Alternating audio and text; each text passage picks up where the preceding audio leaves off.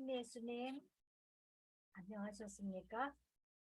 지난주에는 묵시록 3장 14절에서 22절에 라오디게이아 교회에게 너희는 미지근하다라는 꾸중을 하셔서 꾸중을 칭찬으로 바꾸려면 어떻게 해야 되는지에 대해서 첫 번째는 시련으로 단련된 믿음을 사라는 말씀으로 금을 사라라고 말씀하셨습니다. 두 번째는 성결하고 거룩한 자가 입는 그런 흰옷을 사서 입으라고 말씀을 하셨고요. 세 번째는 영적 장님과 다름없는 그들에게 안약을 사서 눈에 발라서 눈을 뜨라고 이렇게 말씀하셨습니다. 즉 금을 사고 흰옷을 사고 안약을 사라라고 세 가지 대안을 제시하셨는데, 그렇다면 이번 주에는 지난번 강의 주제인 꾸중을 칭찬으로의 두 번째 강의가 되겠습니다. 라우디게이아 교회가 헛되게 그렇게 꾸중을 듣게 된 가장 큰 잘못이 미지근한 것이었습니다. 그렇다면은 그 내용을 오늘은 성경적으로 쉽게 나누는 그런 시간이 되었으면 참 좋겠습니다. 이번 주에는 지옥도 싫어하는 것이 있었으니 그것은 다름 아닌 미지근이라는 겁니다. 네, 사랑하는 여러분, 지옥도 싫어하는 것이 그렇다면 과연 무엇인지 이제부터 살펴보도록 하겠습니다. 여러분, 네, 이 표지에 지옥도 싫어하는 거, 네, 그러면서 단테의 신곡이라는 그러한 그림이 있죠. 네, 단테는 중세 때의 그러한 작가인데요. 이는 자신의 그 작품을 통해서 천국과 지옥과 연옥에 대해서 인간의 이해를 돕고자 이렇게 작품을 써내려 갑니다. 그래서 길게는 이런 이제 장편이 있지만, 네, 천국과 지옥과 연옥을 단편적으로 이렇게 떼어서 묶어놓은 그런 단편집도 있으니까 여러분 시간 되시거나 상황이 여유가 되시면 이 책을 보시면 신앙생활에 도움이 됩니다. 여기 이제 이 이미지에 보면 이게 지옥도입니다. 지옥도인데요. 지옥문에 이렇게 들어가면 이러한 그 글귀가 씌어 있다라고 저자가 말해요. 들어오는 그대들이여 희망을 버려라. 왜냐하면 지옥에 들어가면 못 나온다는 이야기를 이렇게 하는 겁니다. 못 나와요. 그래서 가장 깊은 지옥이 뭔가 하면은 아홉 번째 그러한 지옥인데 배신자, 즉 배교자들이 들어가는 곳입니다. 그렇다면요, 배교자는 지금은 네, 순교 시대가 아니잖아요. 그래서 지금은요, 하느님 없이 사는 것, 그게 배교입니다. 하느님 없이 그냥 내 중심적으로 사는 교회, 라우디게이아 교회가 바로 그런 교회라는 이야기입니다. 그러면 단테의 신곡에서 이런 말이 나오고 있어요. 가엾고 애처로운 영혼이 있었다고 그럽니다. 그 영혼들이 누군가 하면은 적당히 사는 사람입니다. 네, 이렇게도 좋고 저렇게도 좋고 그날처럼 사는 사람, 이런 적당히 사는 사람들을 가엾고 애처로운 영혼들이었다라고 이야기하는데, 이들은 뭐 하박국처럼요, 왜 이 시대가 의인들이 고통받고 악인들이 잘 나갑니까? 그러면서 하느님께 항거하지도 않아요. 그렇다고 해서 충성하지도 못합니다. 그래서 이들은 하늘이 어찌 저들을 쫓아내지 않으랴라고 이야기해요. 즉 천국도 이들을 거부한다는 얘기죠. 그렇다고 해서 지옥에서는 그럼 환대하는가? 그것도 아니에요. 지옥마저도 받아들이기를 주저한다. 결론은 미지근한 사람은 천국도 거부하고 지옥도 받지 않는다라고 단테는 말하고 있는 겁니다. 그래서 사도 요한에게 네, 토미티아누스 황제 때에 무서운 박해가 있었습니다. 그 박해 때에 파트모스 섬으로 유배를 가시잖아요. 거기에서 어느 날 주일날 아침에 하나님께서 사도에게 계시로 나타나셔서 말씀하십니다. 너 소아시아의 7교회에게 각기 한 톡씩 편지를 써서 보내라.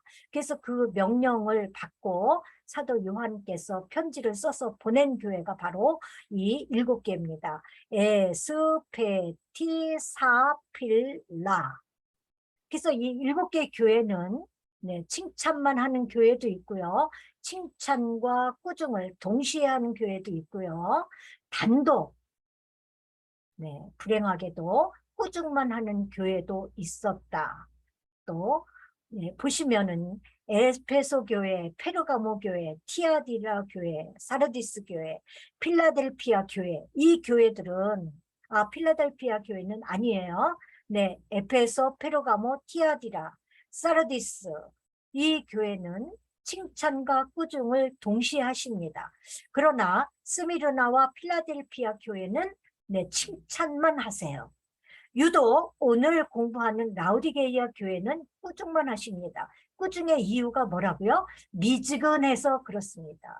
이제 이만하면 됐다 그러면서 이것도 아니고 저것도 아닌 것처럼 살아가는 교회에게 꾸중을 하셨다 이 얘기거든요. 그래서 오늘 본문입니다. 어떻게 했는가 하면 묵시록 3장 15절에서 16절입니다. 내가 뜨겁지도 않고 차지도 않아 미지근하니 너를 입에서 뱉어버리겠다 라고 이야기한다는 겁니다. 주님이 경고하셨죠. 질책하셨습니다. 그래서요, 이 지형적으로 라우디게이아 교회는 지형적으로 지리적으로 그럴 수밖에 없어요. 왜냐하면 무엇을 먹느냐가 그 사람을 만들듯이요. 무엇을 따라다니느냐가 그 사람의 인생의 방향을 지어주듯이 라우디게이아 교회의 사람들은 미지근한 물을 먹고 사는 사람들입니다. 왜냐하면 피에라폴리스, 지금으로 얘기하면 파묵칼레예요. 여기 온천탕이 있는데 이 파묵칼레입니다. 온천수, 뜨거운 온천수가 나와요. 그래서 라우디게이아로 흘러가거든요. 골로새에서는 이 골로사이 지역에는요 큰 산이 있습니다. 해발 2,900m 정도 되는 큰 산이 있어요. 만년설이 있는 산입니다. 여름에도 눈이 녹지 않아요. 그러니 여기에서 흐르는 물은 차갑습니다. 그래서 찬물이 또 라우디게이아 지역으로 흘러요. 그러니까 뜨거운 온천수와 찬물이 만나서 어디로 흐르는가? 라우디게이아로 흐릅니다. 그래서 미지근합니다. 이들은 이 물을 먹고 사는 사람들입니다. 그래서 꾸지람을 듣게 되는데 미지근해서 뱉어버리겠다 그래요. 여러분, 요즘에 굉장히 덥잖아요. 장마가 온다고 그러는데 아직 비가 오지 않고 있습니다. 더운 날씨에 찬 얼음물을 마시면 굉장히 시원하죠.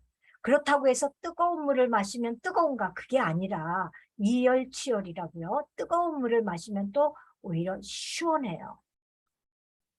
그래서 이러한 말을 정치적인 용어로 회색 분자 이중간첩 이렇게 얘기하죠. 이쪽으로 갔다 이쪽으로 갔다 그러면서 상황에 맞게 그렇게 대처하는 사람들, 즉 박쥐 같은 인생들입니다.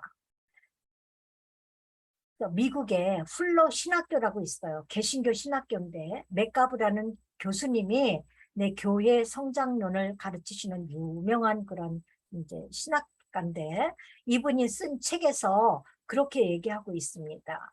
신자들이 100명이 있어요. 그러면 80%는 푹 자는 신자래요. 10%는 살짝만 자는 신자. 나머지 10%는요, 열심한 신자입니다. 네. 그런데 보세요. 교회가 그러면 어떤 일을 해야 되는가? 10%인 살짝 자는 신자들을 흔들어 깨우면 오히려 역효과가 난다는 거예요. 잠이 들랑말랑 하는데 깨워봐요. 짜증나잖아요. 아이, 아직 싫다니까. 이렇게 얘기한다는 얘기입니다. 그러나 푹 자는 신자들은 푹 자고 일어나서 깨우면 툭툭 털고 또 일어날 수도 있다는 이야기예요. 그래서 바로 교회는 푹 자는 신자들을 흔들어 깨워야 된다라고 교회 성장론에서 외치고 있습니다.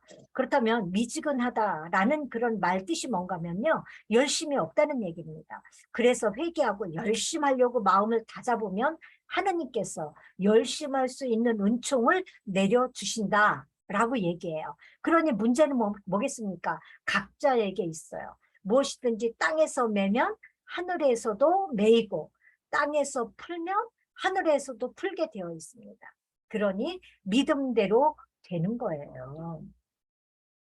그래서 누구나의 친구 있죠. 이 사람도 좋고 저 사람도 좋고 이런 사람 있습니다. 그러나 그런 자는 누구의 친구가 될 수 없습니다. 만인의 친구는 될지 모르지만 그 누구의 특정인의 진정한 친구는 될 수 없다. 미지근하면 토해버린다는 이야기입니다. 다 좋게 지내지만 특별하게 비중을 두는 그러한 일들이 있어야 되겠다 이 얘기죠. 그렇다면 미지근한 게 무엇일까요? 라우디게이아 사람들은요, 이 미지근한 물을 토해버렸듯이요. 그 사람들이 그 물을 먹으면서 토해버렸다는 얘기입니다. 주님도 마찬가지예요. 그 배경과 그 상황을 보시고 말씀을 하셨다는 거예요. 주님도 미지근한 사람은 어떻게 하겠다고요? 토해버리겠다고요. 미지근하다라는 의미가 5가지가 있는데 한번 풀어보도록 하겠습니다. 첫 번째가 이 라우디게이아 교회는요, 죄에 대해서 미지근했습니다. 죄가 무엇인지도 몰라요. 묵시록에서 17절에서 이렇게 얘기하고 있죠. 나는 부자로서 풍족하여 모자람이 없다 라고 얘기합니다. 아주 아쉬울 것이 없다는 거예요. 이만하면 됐다 이렇게 얘기했습니다. 그런데 주님 보시기에는 비천하고 가련하고 가난하고 눈 멀고 벌거벗은 것을 너는 깨닫지 못한다 라고 경고하시죠. 지적하셨어요. 그래서 풍족하다가 무슨 뜻인가 하면 현재 완료형입니다. 완전히 부유한 상태에 도달한 거예요. 더 이상도 이하도 아닙니다. 충족한 그 상태. 그렇게 자기들이 스스로 평가를 했다는 거예요. 근데 이와 반대로 스미르나 교회는 가난한 교회예요. 가난한 교회인데 주님 보시기에 그 교회는 풍요롭기 그지없는 교회다라고 칭찬을 하셨거든요. 물론 라우디게이아 교회들은요, 육신적으로나 물질적인 면에서 풍족한 거 맞아요. 왜냐하면 그 지역에는요, 은행, 즉 금융업이 발달했습니다. 그래서 군데군데에 그 은행 건물들이 지금도 있습니다. 부자였다는 얘기죠. 그리고 그들이 통용했던 그 화폐가 금이었다고 그러는데, 근데 은행에 금이 많이 쌓아두었대요. 그리고 사업이 잘 되니까 부자일 수밖에 없는 거죠. 그러나 주님께서 경고하시기를 비참하다라고 이야기한다 이 얘기입니다.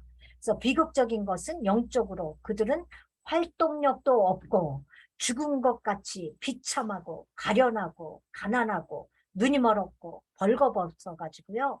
그 수치스러움도 몰랐다라고 이야기합니다. 자, 여러분, 성공의 결과가 무엇이겠어요? 기쁨이에요. 그렇다면 죽음의 결과는 또 뭡니까? 슬픔이죠. 승리한 것에 대한 결과는 뭐예요? 자랑이죠. 죄의 결과는 뭡니까? 비참입니다. 그래서 이 비참은 죄에서 오는 현상이에요. 비참하다 우리가 그렇게 얘기하잖아요. 이게 죄에서 오는 현상입니다. 무슨 뜻인가 하면 전쟁을 쳤어요. 그래서 전쟁을 쳐가지고 패전국이 됐습니다. 다 약탈당했어요. 다 파괴당했어요. 구약 성경에서 얘기하는 헤렘입니다. 헤렘. 내 생명이 있는 것은 다 죽이죠. 그리고 또 쓸만한 사람들은 다 노예로 잡아갑니다. 그 다음에 겉옷, 즉 이불로 쓸 수 있고 겉옷들은 다 또 뺏어다가 불태워버립니다. 얼어 죽으라 이 얘기예요. 중동 지역은 일교차가 심하니까 겉옷이 없으면 이 겉옷을 이불처럼 썼으니까요. 겉옷이 없으면 밤에 얼어 죽는 겁니다. 겉옷 뺏어다가 다 태워버립니다. 그 다음에 금붙이, 금은보화 다 뺏어가요. 그럼 뭐예요? 죽은 인생입니다. 비참하다라는 이 말뜻이 바로 이러한 의미이다. 이 얘기예요. 바로 이 라우디게이아 교회의 영적 상태가 바로 그랬다 이 얘기입니다. 물질적인 풍요는 했지만은 반대로 가련하기 짝이 없어서 비참하다라고 이야기하는 겁니다. 그래서 죄를 버리지 못하고 있었습니다. 이 말을 사도 바오로께서 로마서 7장 24절에서 얘기합니다. 자신은요, 네, 선하게 살려고 죄 안 짓고 살려고 그러는데 내 안에서 두 가지 원리가 작용한다는 거예요. 그렇기 때문에 또 비참하게 죄의 나락으로 떨어지고 말았다라고 탄식합니다. 나는 과연 비참한 인간입니다. 누가 이 죽음에 빠진 몸에서 나를 구해줄 수 있습니까? 라고 탄식하시잖아요. 그래서 첫 번째에 그들의 미지근이 바로 죄였다. 그럼 두 번째에 이들의 그 미지근은 뭔가 라우디게아는 가련했다라고 얘기합니다. 가련하다라는 말 뜻은요, 한 달란트를 받은 자가 일을 하지 않고 파묻어뒀어요. 이게 이제 마태복음에 나오죠. 네, 25장에 나옵니다. 그것을 파묻어 두어가지고 그걸 빼앗겨요. 그래서 빼앗기고 슬피 우는 그러한 내용입니다. 자, 한 달란트가 그럼 얼만가? 네? 600데나리온입니다. 600데나리온인데 한 데나리온이 하루 품삯이에요. 보통 사람들 하루 품삯. 그러면 600데나리온이니까 600일 품삯입니다. 10만 원씩만 쳐보세요. 얼마입니까? 6천만 원이에요. 주님께서 6천만 원에 상응한 은혜를 내려주셨습니다. 그런데 일하지 않아요. 봉사하지 않아요. 그럼 어떻게 돼요? 뺏긴다고 얘기했죠? 그래서 처절하고 비참하고 가련하게 이제 나락으로 떨어진다 이 얘기죠. 네, 하느님의 일을 하지 않습니다. 화끈하게 하느님께 봉사하지 않아요. 그렇다고 노는 것도 아니에요. 미지근하다 이 얘기입니다. 열심과 열성이 없었다는 이야기죠. 네. 세 번째는 봉헌 생활에도 미지근했어요. 그만큼 많이 받아서 부유하면 또 나눔 생활을 해야 되지 않습니까? 시간이 있으면 시간도 나눠야 되지 않습니까? 물질도 나눠야 되지 않습니까? 건강도 나누어야 되지 않습니까? 네. 라우디게이아라는 그 말이 지난주에도 말씀드렸지만요. 네, 라오스, 백성이란 뜻입니다. 디케이, 공의와 정의, 그 다음에 중심이란 얘기예요. 사람이 중심이다. 이 뜻이에요. 그래서 네, 백성의 권리만 주장하는 거예요. 사람 중심은 자기 권리들만 주장합니다. 의무는 행하지 않아요. 그러니 그들은 가난한 사람들입니다. 가난이라는 뜻이요. 왜 뭐든지 없고 자신감이 없으면 웅크리죠. 이런 여기서 나왔어요. 그래서 구걸하는 거예요. 의지하고 사는 사람입니다. 무력한 거지를 말해요. 그래서 이 지역에는 금융업이 발달해서 부자였다고 얘기했습니다.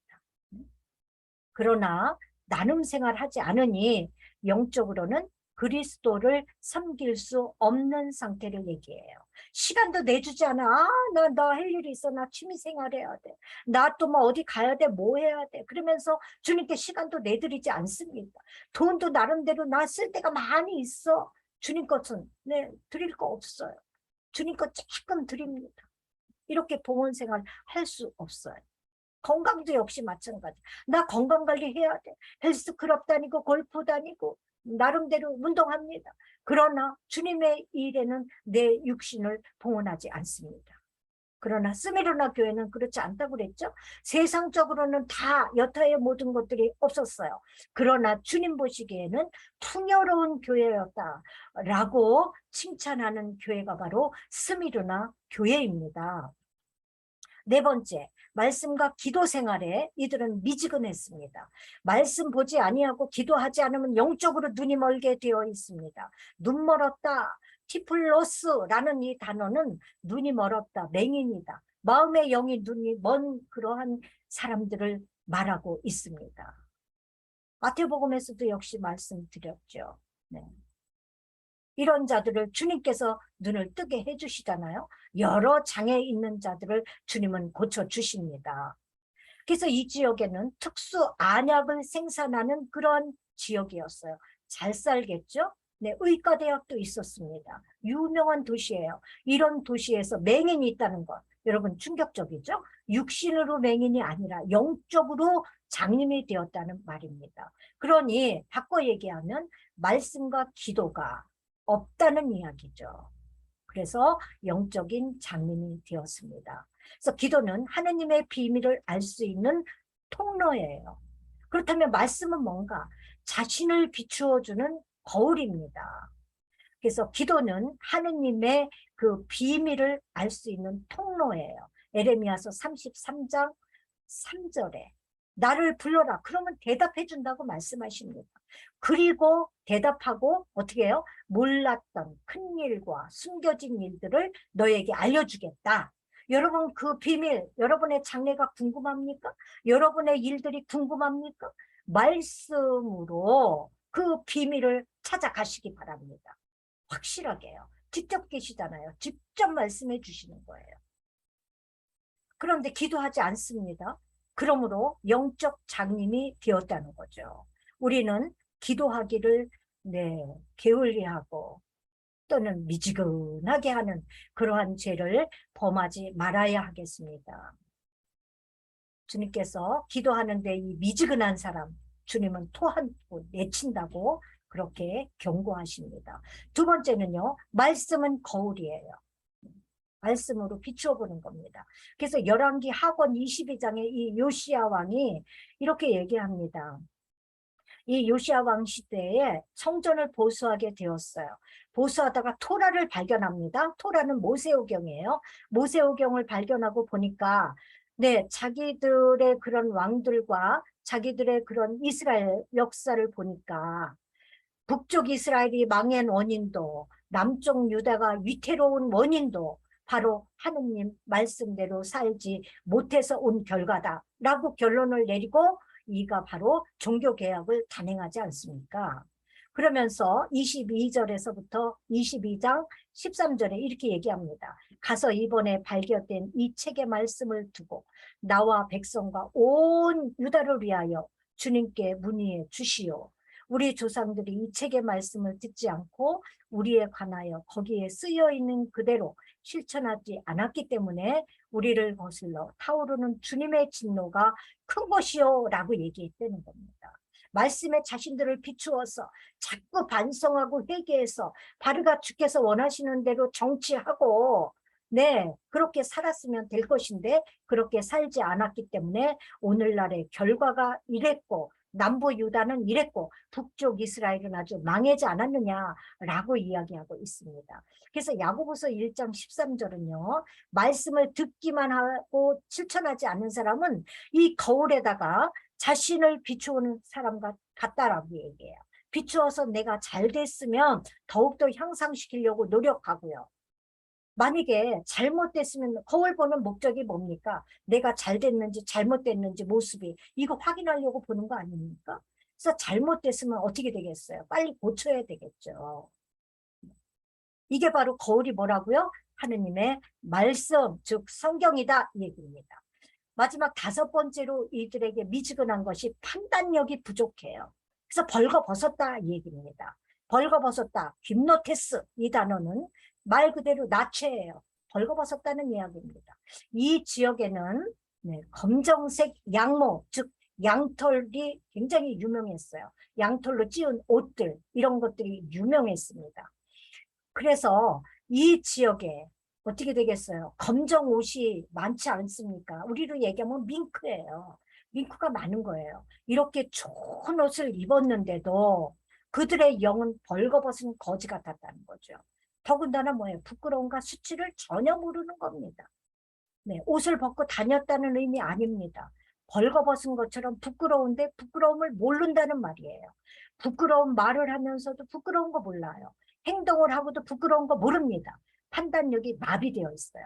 주님은 이렇게 부끄러움을 모르는 이들을 토하고 내치신다고 말씀하셨습니다. 제가 어릴 때에 고모네 집에 이제 서울이었는데요. 서울 마포예요. 그래서 거기에서 잠깐 산 적이 있습니다. 살았을 때 그 집에 네 가구가 살았어요. 네 가구가 살았는데 그 문간방에 사는 할머니가 새벽 기도를 갑니다. 새벽 기도 갈 때 그때 연탄 폈으니까요. 연탄 아궁이를 보니까 자기네께 꺼지려고 그래. 거의 꺼졌어요. 그랬더니 그 옆에 사는 새댁네 집에 그 연탄 아궁이를 열어보니까 활을 타고 있는 거예요. 그래서 그걸 반을 잘라가지고 자기네 연탄불을 갈고 갔습니다. 갔다 와보니까 새댁네 불이 꺼져버렸어요. 왜 그랬을까요? 활을 타오를 때는 이게 연탄이 이렇게 붙어요. 붙고선 그걸 이제 잘라서 가는데 되게 잘라서 가를 때는 빨개서 아주 그냥 불이 준 것 같지만 갈아 넣으면 꺼질 때가 많습니다. 이렇게 해서 꺼진 거예요. 그것도 모르고 부끄러운지도 모르고 사과도 하지 않는 것. 네. 또 밤샘 기도할 때도 마찬가지죠. 저희들 코로나 전에 밤샘 기도했잖아요. 빵을 준비합니다. 간식으로. 그러면 200명이 왔을 때나 300명이 왔을 때나 매번 모자라요. 그래서 봉사자들은 일찍 가니까 직장인들은 이 밥을 못 먹고 갑니다. 그래서 12시에 티타임 때에 이 간식을 주는데 매번 모자라니까 이 봉사자들은 못 먹는 거예요. 그래서 어느 날 모자랄 이유가 없었습니다. 그래서 안내봉사자가 방송했어요. 그러면서 쓴소리를 했습니다. 그랬더니 그 기도 회원님들이 다 가방에서 빵을 막 꺼내는 거예요. 네, 오병이어의 기적이 실현되고 있는 현장입니다. 그래서 저희 봉사자들이 간식을 먹은 적이 있습니다. 그러면서도 밤내 부르짖고 기도하면서 부끄러운지 몰라요. 회개할지 모릅니다. 찾으려고만 애써요. 받으려고만 애씁니다. 판단에 미지근한 영적인 상태입니다. 헐거벗은 거예요. 그래서 결론이에요. 라우디게이아 교회에서 유명하고 풍부했던 것들을 예를 들어서 주님께서는 그들을 질책하고 계시고 권면하고 계십니다. 첫째는 불로 단련한 금을 사서, 즉 시련을 통한 믿음을 사서 믿음의 영적 부자가 되라고 권면하셨죠. 두 번째는 기름이 잘잘잘잘 흐르는 양모 생산지이니까 그 유명한 그런 검은 양모로 된 옷 입지 말고 어떻게 하라고요? 네, 정결하고 거룩한 자가 하느님께서 입혀주시는 그런 흰옷을 입듯이 너희들도 흰옷을 입어라 얘기합니다. 그리고 세 번째는요. 이 지역의 특산물이 안약이에요. 그러니 안약을 눈에 발라가지고 그 눈먼 영적 시각 장애를 치료해서 네, 너희들 기도와 말씀으로 치료하라는 거예요. 온전히 주님을 바라볼 수 있도록 그렇게 깨어나라. 푹푹 자지 말고 깨어나라. 라고 권면을 하셨습니다. 그래서 콜로새서 2장 3절에서는요. 이렇게 말씀하고 계세요. 그리스도 안에서 지혜와 지식의 모든 보물이 숨겨져 있다고요. 그러니 지금 내가 아무리 풍족하고 풍요롭고 부자인 것 같아도 주님 보시기에는 비참하고 가련하고 가난하고 눈멀고 벌거벗었다 라고 말씀하시니 주님 안에서 온전한 지혜와 지식과 보물들 다 찾으셔서 칭찬으로 꾸중으로 네, 그렇게 바꾸는 비운의 사람들이 되지 마시고 꾸중을 칭찬으로 바꾸는 이 시대에 깨어있는 그 한 사람, 바알에게 무릎 꿇지 않은 그 7,000명이 될 수 있도록 우리 다 같이 말씀과 기도로 네, 그렇게 거듭나는 자들 되었으면 좋겠습니다. 네, 감사합니다.